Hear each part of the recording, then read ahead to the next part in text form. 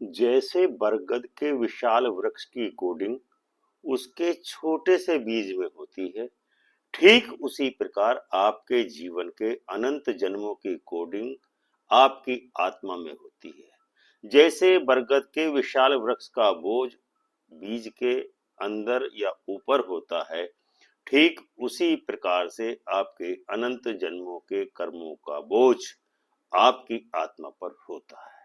लेकिन तुम्हारे भीतर की आत्मा जानती है कि कर्मों का भार केवल बाहरी दुनिया में नहीं दिखता, वह तुम्हारे भीतर भी गूंज उसकी सुनाई देती है।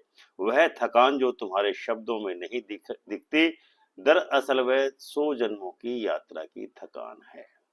वह बेचैनी जो कभी कभी बिना किसी कारण के उठती है, वह उन्हीं अधूरे कर्मों की पुकार है जो आज तक खत्म नहीं हुए हैं।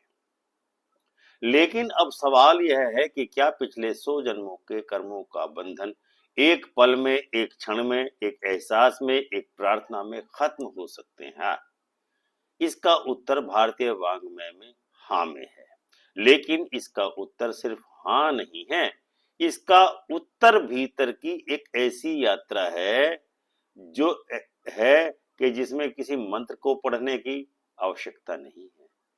हाँ, लेकिन उसके लिए जो उपाय है, एक भावना, एक प्रायश्चित, एक शुद्ध क्षण ऐसा होता है जो 100 जन्मों के पाप को भी नष्ट कर सकता है। यह विज्ञान नहीं, यह आत्मा का गणित है। यह गणना ब्रह्मांड करता है भावनाओं के तराजू पर नियत की शुद्धता से।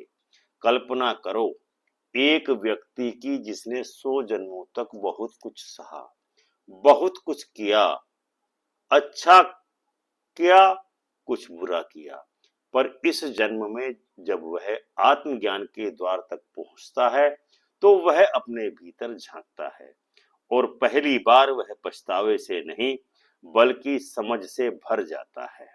जब वह किसी को चोट पहुंचाने के लिए नहीं बल्कि किसी के दर्द को समझने के लिए रोता है, वह पल सब कुछ बदल देता है। ब्रह्मांड को तुम्हारे शब्द नहीं, तुम्हारी आत्मा की आवाज और भावना ही सुनाई देती है।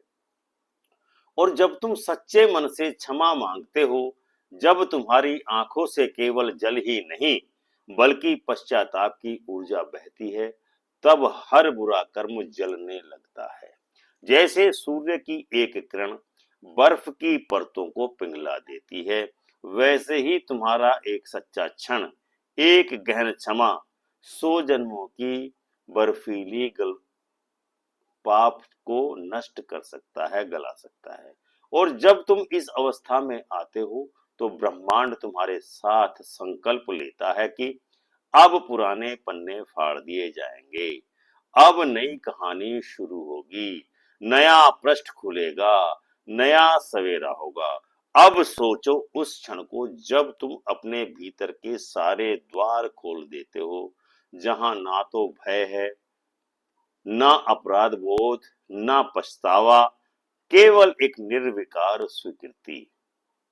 जब तुम अपने आप से यह कहने लगते हो कि मैंने जो किया वह उस समय की मेरी समझ थी, अब मैं जानता हूं, अब मैं बदल चुका हूं, यही आत्म स्वीकृति की आवश्यकता है, अवस्था है।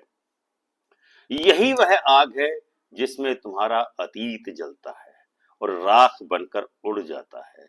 इस स्वीकृति में कोई हार नहीं होती बल्कि यह आत्मा की सबसे बड़ी विजय होती है। तुम अपने दोषों को स्वीकार कर लेते हो, इसलिए नहीं कि तुम कमजोर हो बल्कि इसलिए कि अब तुम्हें कोई दिखावा नहीं करना है। यही सच्ची शक्ति है। और जब तुम अपने सत्य के साथ खड़े हो जाते हो बिना किसी मुखौटे के, तब यह बदलाव आता है। तो वह केवल मानसिक नहीं होता अपितु शारीरिक संतोष भी होता है। भावनात्मक रूप से भी ऊर्जा के स्तर पर तुम अपने आप को विरल महसूस करने लगते हो, जैसे किसी ने तुम्हारे कंधों से वर्षों का बोझ उतार लिया हो। यही वह शांति है जिसे लोग बाहर खोजते हैं।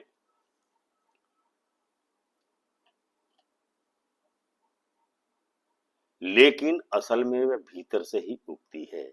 इस अवस्था में तुम्हारा हर कर्म, हर विचार एक नया बीज बन जाता है।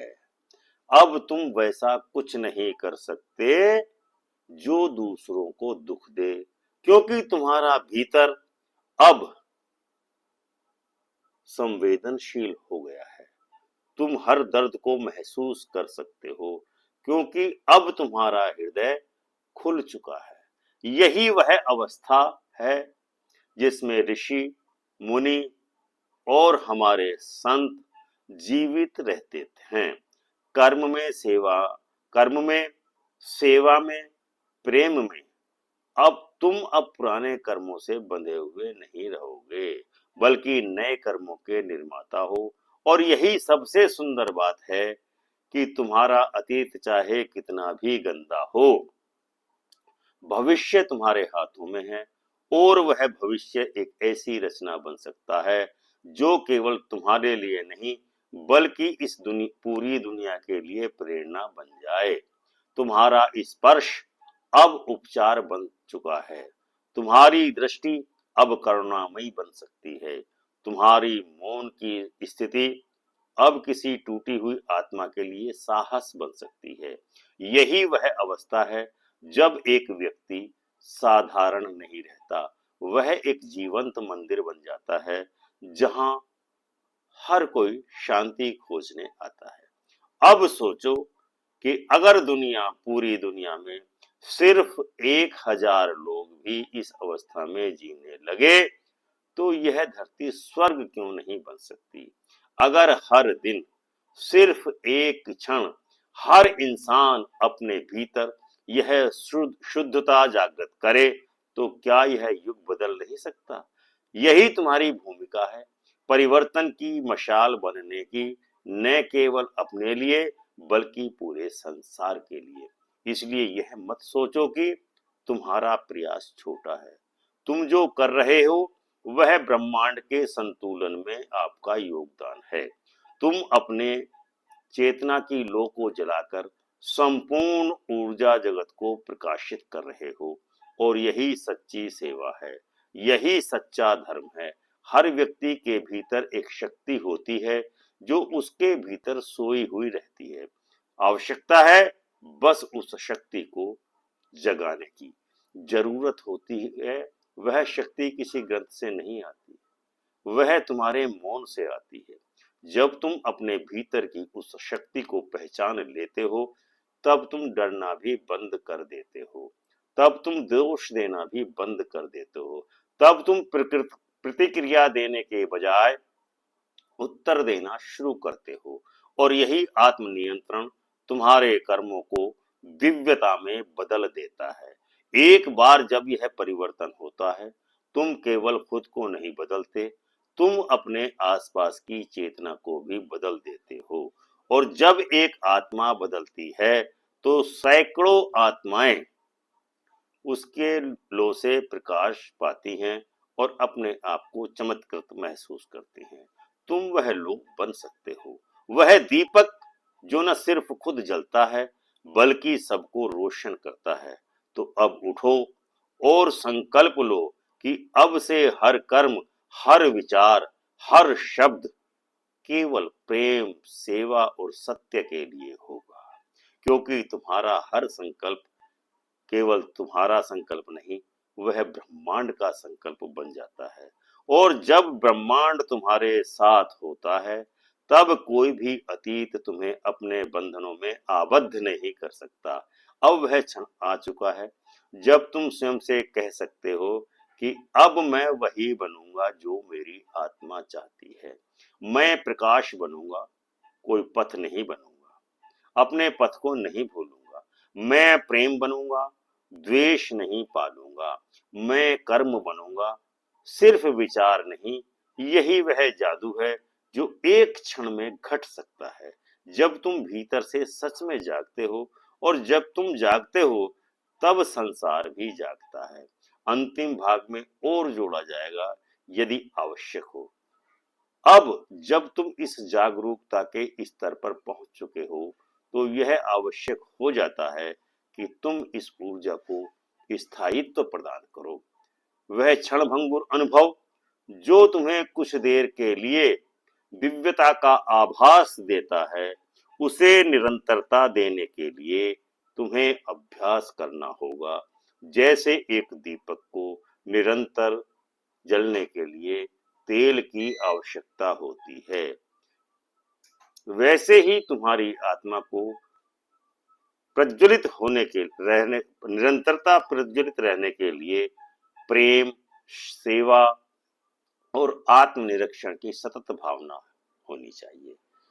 हर सुबह जागो, यह मत सोचो कि आज तुम्हारे कर्मों से किसका जीवन सुंदर बन सकता है, यही आपको नित्य प्रति सोचना है। जब तुम किसी के चेहरे पर मुस्कान ला सकते हो, तब तुम किसी की पीड़ा को बांट सकते हो। तब तुम केवल इंसान नहीं रहते, तुम ब्रह्मांड की करुणा के वाहक बन जाते हो। कभी कभी जीवन तुम्हें उन रास्तों पर ले जाता है जो तुम्हारे मन चाहे नहीं होते, लेकिन वे तुम्हारे लिए उपयुक्त होते हैं। तुम सोचते हो कि यह गलती थी, लेकिन वह दरअसल तुम्हारे पुराने कर्मों का निवारण था। और जब तुम इस प्रक्रिया को समझ जाते हो, तब तुम प्रतिरोध करना छोड़ देते हो, तब तुम समर्पण करना शुरू करते हो। यही समर्पण तुम्हारी शक्ति है, कमजोरी नहीं। समर्पण का अर्थ है अपने कर्मों के प्रति उत्तरदायी होते हुए परिणाम को ब्रह्मांड पर छोड़ देना। तुम जो कर सकते हो पूरी निष्ठा से करो और फिर विश्वास रखो कि जो आएगा वह तुम्हारी आत्मा के सर्वोत्तम विकास के लिए होगा। अब सोचो, अगर तुम हर शाम को दिन भर की समीक्षा करो, अपने आप से पूछो, क्या आज मेरे कर्म प्रेम से प्रेरित थे, तो हर दिन तुम्हारा गुरु बन जाएगा। हर दिन तुम्हें तुम्हारा प्रतिबिंब गुरु बन करके दिखाएगा और इस प्रकार धीरे धीरे तुम खुद को उस दिव्यता के समीप पाओगे जिसे तुम जन्मों से खोजते आ रहे थे। तुम्हारे आसपास की दुनिया अब भी वही होगी, लोग भी वही होंगे, परिस्थितियां भी वही होंगी, लेकिन आपकी दृष्टि बदल जाएगी। अब तुम प्रतिक्रिया नहीं करोगे, तुम उत्तर दोगे। अब तुम शंका नहीं करोगे, तुम समझोगे। अब तुम लड़ोगे नहीं, तुम बदलोगे। यही वह परिवर्तन है जो एक क्षण की आत्मदृष्टि से जन्म लेता है। अगर तुम केवल कुछ क्षण पूरी ईमानदारी से आत्मा के सामने नतमस्तक हो जाओ, तो वह तुम्हें ऐसे रास्तों पर ले जाएगी जहां तुमने कभी सोचा भी नहीं था। तुम सही लोगों से मिलोगे, सही समय पर सही निर्णय लोगे। सबसे पहले तुम्हारा जीवन एक प्रेरणा बन जाएगा। अब समय है कि तुम उस बीज को बोने वाले जन्मों तक प्रेम, करुणा और प्रकाश का वृक्ष बन सके, क्योंकि तुम अब केवल अपने लिए नहीं जी रहे हो, तुम उन आत्माओं के लिए भी जी रहे हो जो तुम्हारे आसपास या कर्मों से दिशा पाएंगी। तुम्हारे भीतर एक ब्रह्मांड है और वह ब्रह्मांड अब जाग गया है। तुम अब वही करोगे जो आत्मा कहेगी।